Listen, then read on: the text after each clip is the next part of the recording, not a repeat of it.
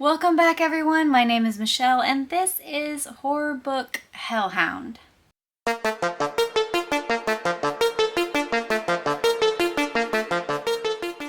So I do apologize if there is a lot of background noise today. It is very rainy and stormy and all of the good stuff. Plus I have a giant baby moose, aka Reaper. I'll put a picture of him up so you can see him wandering around the house while I'm trying to film. So there's just no way to keep that poor boy quiet. Needless to say, last year was pretty much a train wreck when it came to trying to stick to a consistent filming and getting content out there schedule. I am hoping to be much better with that this year. Towards the beginning of last year, I started my very own version of the quarterly reading updates. Obviously, I missed August. I'll try to link the original video down below so you can see what the hell I'm talking about. But I basically made up 7 categories that I tend to read from, or that tend to stick out the most to me. Each April, August, and December is my goal for updating you guys on these categories, just to kind of check in with you and see where we're at so far. So for today's video, I'm going to go over these specific 7 categories as far as what the best and worst reads were last year in 2022. I do also plan on having a video coming up soon where I just go through the list of 60 plus books that I read in 2022, and we can compare notes. Now, some of these categories I did have ties in just because I read very different genres, and some of the genres just, you can't really necessarily pick a favorite because they're so different. So let's start off with number 1, which is most creative or unique storyline. So I have a winner in more horror section, and then I have a winner in my smutty monster romance that I am absolutely obsessed with. So to start it off with the monster smut, we have His Darkest Craving by Tiffany Roberts. I do apologize for the glare. It is quite shiny, even though it's raining. This book, very short, very easy read, was very unique. It was very interesting. There was a great amount of spice and romance involved. It also got me in my feels, so it was a contender in one of our upcoming categories. I just loved it so much. It is not, I hate to say it, but even in the world of monster smut, there are starting to emerge some typical tropes that you see that are just very, very, very, very, very predictable. And I get it, we're all just there for monster dick. It is what it is. But this storyline was actually really cool. It kept me going. I fell in love with all of the characters. It was short and to the point, so it didn't like drag it out ridiculously long. And I just really liked it. It was like a good combo of like slight horror elements to it, but was more just like a dark fantasy. And there were some twists and turns in here that you didn't really see coming. So definitely enjoyed His Darkest Craving by Tiffany Roberts. In a horror, strictly, setting, the most unique story I felt I read this year was none other than Sundial by Catriona Ward. This book took me by surprise. There were a couple of parts throughout that I was like, it's getting a little slow. I think I'm starting to kind of predict what's going on here. And then we just kept taking left after left after left, and I was just like, where the fuck are we going? Even right up until the end, I had no idea what was going to happen. You think you do at certain times, but let me tell you, you will not. I just really loved this story. Also, it definitely got me in my feels as well. It was just so interesting. It was very unique. I have never read something quite like this. And this was the first book by Catriona Ward that I've ever read, and the only one I've read thus far. So I may be checking out some of her work in the near future. If her other books are anything like this, I know that I will love them. The next category number 2, is which books or book was the most haunting or disturbing of the bunch. So obviously we don't exactly have monster smut in this category, although I have recently read some that could probably fit. But I do have 2 books that came in pretty close neck and neck for this spot. The first one is Till We Become Monsters by Amanda Headley. If you've stuck with my channel for any amount of time, you probably have heard me rave about this book in the past. I read it towards the very beginning of last year. And even though there were a lot of grammatical errors in the book that really pissed me off for a while, this book was so good and it was so disturbing, and the storyline itself really stuck with me even till this day. Some of the gruesome scenes and the gore that was described, I can still kind of, visualize it. Plus, it's a very small read, so this is definitely one that I will reread again in the future, even though the grammatical errors irked me. So if I will reread your work even with grammatical errors, which is like my pet peeve, then you got something to work with. You got some really good stuff going on, okay? And I'm not trying to sound like I'm some English major who knows all about grammar. I text just like a 2-year-old probably would. But yeah, that is one of my pet peeves. But still, very good book. Highly recommend. The next book that came in pretty much neck and neck with Till We Become Monsters for the most disturbing or haunting book that I read in 2022 was The 7 Visitations of Sydney Burgess by Andy Marino. This book I actually did a reading vlog for. I think this might be the only reading vlog I've ever done. I meant to do so many more last year, and we will be doing more this year, but I just never got around to it because, life kicks my ass, and when it starts kicking my ass, it very rarely stops. But that's beside the point. This book, very twisty, very turny. You think it's one way and then it's kind of another. And some of the gory scenes, some of the psychological horror that was going on throughout this book really stuck with me. Like even now, there are certain scenes that they kind of make my eye twitch a little bit. But definitely highly, highly recommend this book. I thought it was wonderful.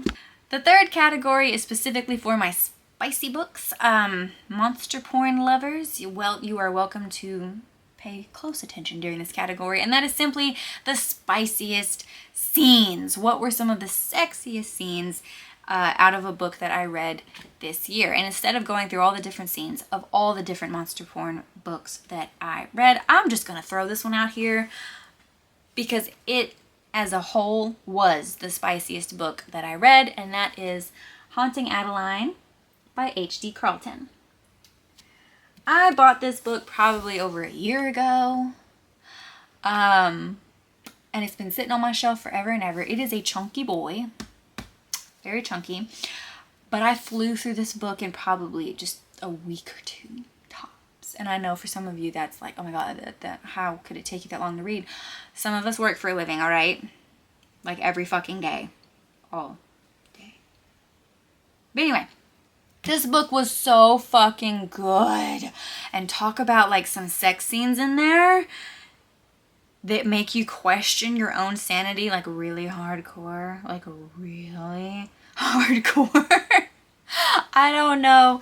I do not know how, like, I've never claimed to be sane, but after reading some of these scenes and like getting the nice warm and tinglies from them, I know that I am certifiable at this point. So definitely love that. I have not started Hunting Adeline yet. That is definitely a reading goal I have. I already have it on my shelf. I just haven't had the time. Plus I've been deep diving into some other series that have just like stolen my life from me. But anyway, back to this. Category number 4 is simply the book that I most enjoyed. This was impossible to answer. I have enjoyed every single one of these books, even the ones that kind of let me down. I have enjoyed them so fucking much. But instead of trying to pick which one I enjoyed the most, because I literally enjoyed them all, I figured I would pick the one that I enjoyed the most, that just shocked the hell out of me that I enjoyed it. Okay? Like there was no reason for me to enjoy it, but I enjoyed the hell out of it. And that is Black Tongue and Other Anomalies by Richard, help me out here. Is it Beauchamp? We don't know. First of all, this cover is beautiful. Very short. This is a short story collection. I have a love-hate mainly hate relationship with short story collections. 9 times out of 10, I am not going to list a short story collection on any of these categories because I'll usually enjoy maybe 1 or 2 of the stories out of the whole collection, and then the rest will just be kind of like eh. That is usually how short story collections go for me. This one, no. Every single story in there was bomb as fuck. Every single story in there had me going, had me wanting more, had me craving for full-fledged novels that were created out of some of these stories. They were fascinating. They were wonderful. And I will never stop recommending this short story collection. Even if you hate short story collections, if you love horror and unique, interesting horror, I guarantee you will love this. I better not say that because then there's going to be somebody in my comment section at some point saying, I hated it. Anyway, I loved it. Let's just put it at that. I enjoyed the shit out of this book and did not expect to. So that one definitely stood out from last year. So bouncing back from most enjoyed, category number 5 is the biggest letdown. And I think it was safe to say without a shadow of a fucking doubt that was Jaws by Peter Benchley. I knew going into reading this book that it was going to be a letdown. Everyone throughout my entire life has told me, don't bother reading this book. If you loved the movies, just stick with the movies. And they are right. Emphatically correct. I will continue to say exactly what they have said. If you love the movies, which I hardcore am just the biggest Jaws fangirl ever, don't bother with this piece of trash. Don't bother. Alright, I'm getting a big old stack of books up in my face, and we only have 2 more categories, so let's keep it going. Number 6 is the biggest accomplishment. Some of y'all are definitely going to roll your eyes hardcore at me for this one. But for me, the biggest accomplishment was finally reading ACOTAR. I know. We have A Court of Thorns and Roses by Sarah J. Maas. The reason that I'm putting this as the biggest accomplishment for me this past year was I didn't even start it until I was down to the wire. November, December, I was down to the fucking wire on reading this book. And the reason it's the biggest accomplishment is because I've had this book on my shelf for over 1.5 years by now. B, I bought the book when it was at its peak hype, and then I was like, you know what, I'm kind of irritated about always hearing about this fucking ACOTAR series. I don't want to hear about it anymore. Fuck that, I'm not going to read it. And so I denied myself this. I denied myself so hardcore because I didn't want to be a fangirly. And then I read it. Oh my god, I read it.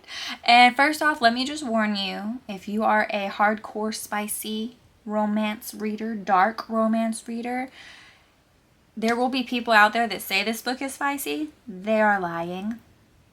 They are lying. This book is not spicy, but it is fucking good. Okay, we're talking about a little bit of YA flavor, but very adult concepts. We have some romance, we have some flings, we got some stuff going on here, yes. But this book is so goddamn good. And I hated to admit that. I am now currently reading A Court of Mist and Fury, which is even better. It just continues to get good. I still refuse to call myself a Sarah J. Maas girly, but I can see why she has such a hardcore fan base just based off of this and A Court of Mist and Fury alone. The writing is just mwah, chef's kiss. I never thought that I could enjoy a book that was neither monster smut or just straight up horror like this. But I enjoy the hell out of it. So to me, this was the biggest accomplishment. Don't come at me, alright? We know. We know Michelle is capable of being that basic bitch. Anyway, last but not least, for our 7th category, we have Put Me in My Feels the most. Like, holy shit, probably cried a little bit.